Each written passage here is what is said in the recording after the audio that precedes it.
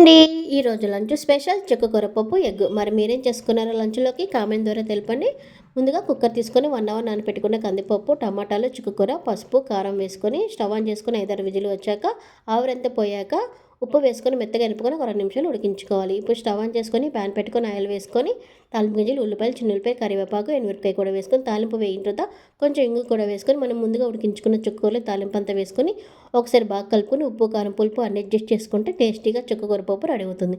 అలాగే egg fry కోసం stove on చేసుకొని ప్యాన్ పెట్టుకొని ఆయిల్ వేసుకొని ఉల్లిపాయలు, కరివేపాకు వేసుకొని ఉల్లిపాయలు ఒక 2 నిమిషాలు వేయించుకోవాలి.